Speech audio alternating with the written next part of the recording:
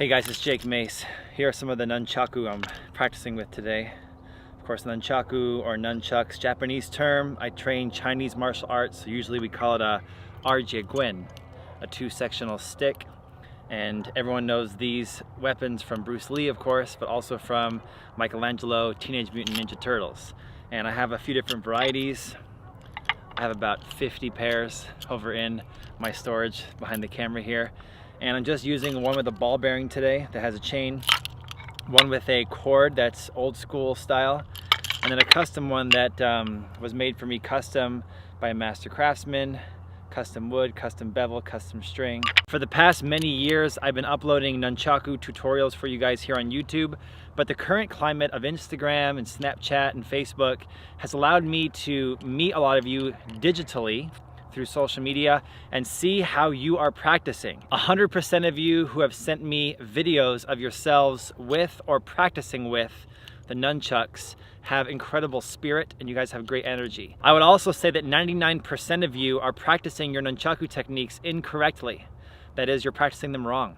And so I wanted to clarify a few things in this video that will help you guys become a nunchuck master, especially as it pertains to real-world self-defense application using the nunchaku or the nunchucks. I love these old school cord versions of nunchaku, but I'm gonna save those for later. I'm gonna use the ball bearing one for the time being. And I want you guys to always hold the nunchaku halfway or higher. So these two red little collars here on this nunchaku, you can see that they are for your hand to go against, or a little bit below. I like to hold my hand right in the notch of that cut right there. I don't care how many Teenage Mutant Ninja Turtle videos that you've watched or how many video games you played where you've seen folks use the nunchaku. I want you guys to train the nunchaku very simply and very practically, old school style. And so I'm not really too concerned with you guys doing all the flipping moves, becoming nunchaku jugglers. I'm not too concerned about that. I want to know if you guys were attacked by somebody and you had to defend your life with this weapon, could you do it? Could you save your life or somebody else's life if it was in jeopardy? Of course, these techniques and these moves are only used for self-defense. They also can be used every day for fitness and for giving you a very good hand-eye coordination. I do like the old school Bruce Lee movies because Bruce Lee, if you notice, didn't get too flashy. He has a few changes, a few overarm, underarm changes with the nunchaku, but he doesn't get too much into the flipping it in the air, spinning around, catching it out of the air. He always maintains hand control of his weapon.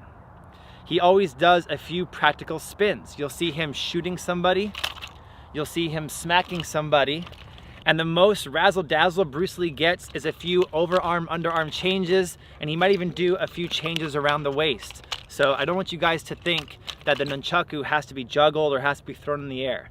I want you guys to get in a good solid stance like this, if you want to copy me right now, and I want you to start with just a simple horizontal spin we call one spin.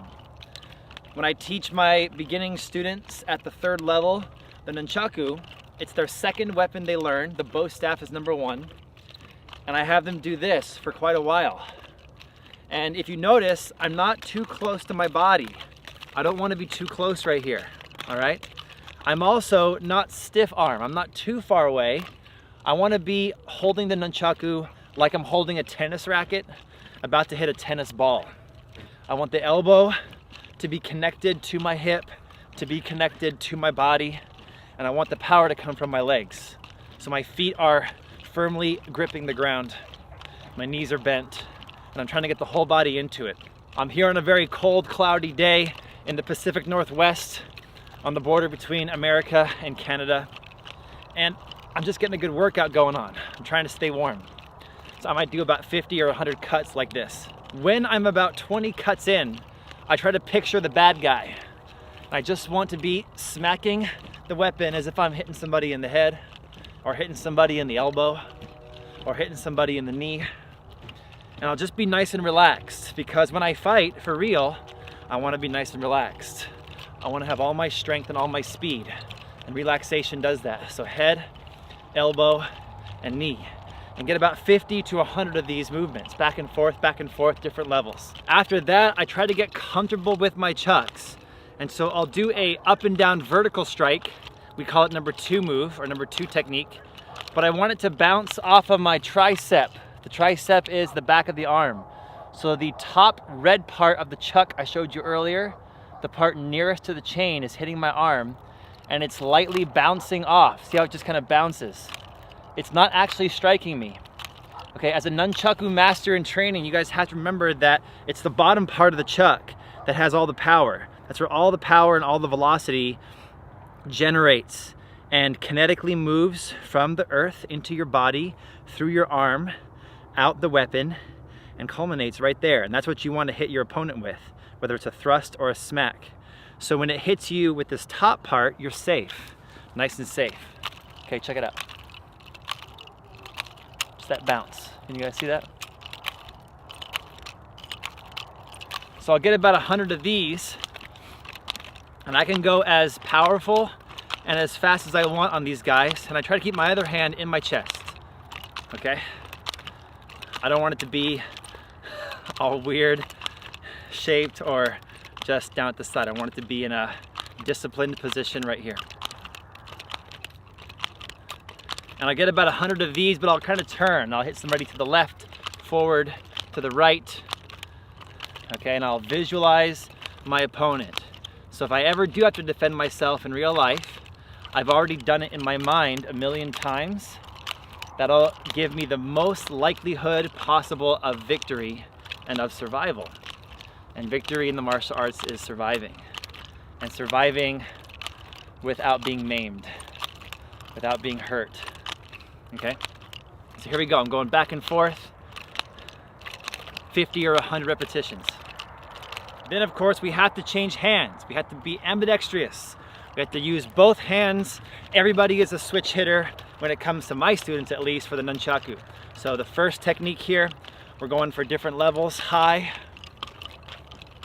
middle, low. And the nunchaku, when it's done in a smacking fashion like this, is considered a soft weapon. And since it's a soft weapon, and since the Chinese martial arts loves yin and yang, we have to go to hard parts of the body when a smacking motion is done. So, soft weapon equaling skull, elbows, or knees, the bony parts of the body. Okay, 50 or 100 times. And then of course, getting comfortable with the nunchaku hitting you, number 2 move, number 2 technique, vertical strike. Going to the left, going forward, or going to the right. And again, I like to keep the strong stance the whole time. I hate it when I see people just like showing off with the chuck, doing all kinds of fancy moves. It's a big pet peeve of mine, and a lot of you guys have been Instagramming me at Jake Mace Tai Chi, and you've been showing off, and I don't like it. It just shows a lot of ego.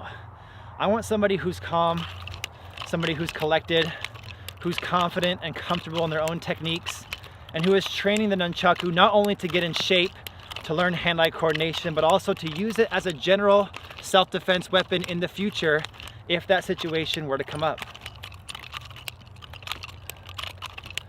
I would rather see you guys learn the 16 nunchaku techniques that I teach to beginners that are all inside my online school. If you guys join it for $5, you can get the link below this video. Okay, now I'm starting to feel like my hand muscles are warming up, my body's getting warm, and my mind is becoming focused as it needs to be for this weapon. So I want to unify left and right and do one of the only few transitional moves I do with the nunchaku, which is a little underarm catch. And just a little bit of a vertical spin in between, underarm catch. A little pop and go, underarm catch. And see if you guys can do, I don't know, 50 of these without missing. And if you miss one like this and you miss it, you start over again, okay? If you get to 49 and you miss, I'm sorry, you're SOL, start over again. So catch, other side, and see if you can have 100% success with your catches. Being in the cold weather here of the Pacific Northwest is actually harder than the deserts of Arizona where I used to live, because if I miss and I hit my fingertips with the chuck, it's very cold and it hurts a lot more. Then you can try to tighten it up and do no vertical spins in between, only catches. This is a great transition because at some points when you're fighting with the nunchaku, you have to transition from left to right side. But I don't want you guys to ever take your hands off the weapon. Okay, keep your weapon. This is a great move to learn how to do that. Transition while maintaining control. 100 times, here we go.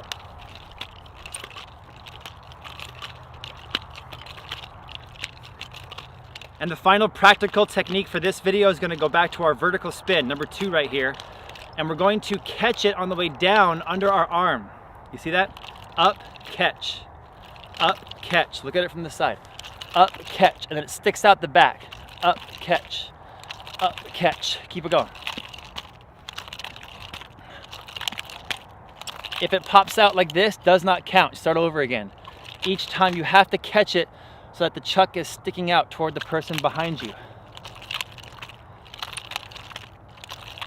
For those of you who follow my iron bone and iron palm, iron fist, and iron body videos and instructional tutorials here on my YouTube channel, the nunchaku is definitely in the category of iron body training because it will make you tough. Right now, it's smacking against my ribs, my armpit, these weak areas of the body. So if you train the nunchaku as well as the bow staff, as well as the chain whip, as well as the spear, as well as the sword, the 3-sectional, the daggers, all these weapons will make you a stronger human, a more capable human, a more athletic human, and they'll also make you tougher physically.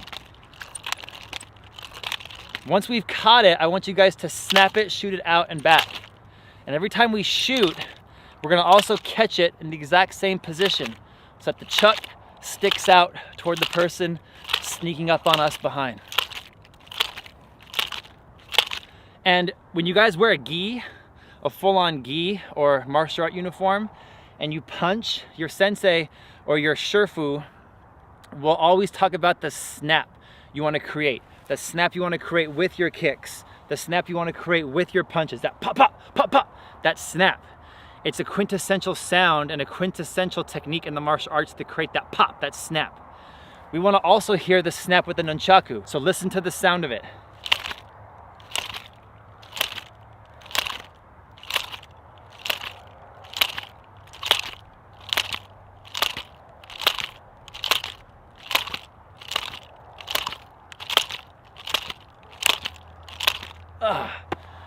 It's a lot of force on the hand, a lot of force on the under part of the arm and the ribs.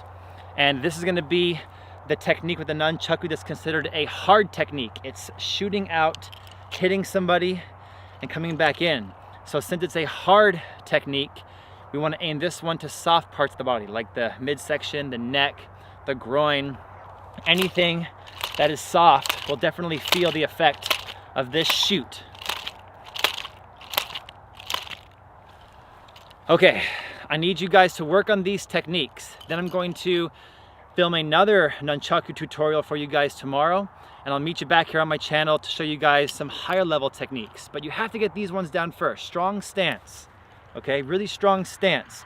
Use your whole body and visualize that opponent in front of you, and I want you guys to survive. Please guys, if you haven't already, consider subscribing to my channel for more videos like this, and hit the bell button down below, which turns on my channel's notifications so that when I put out a new nunchuck video, you guys won't miss it. You'll get a notification on YouTube saying, hey, check out this nunchuck video. It's pretty sweet.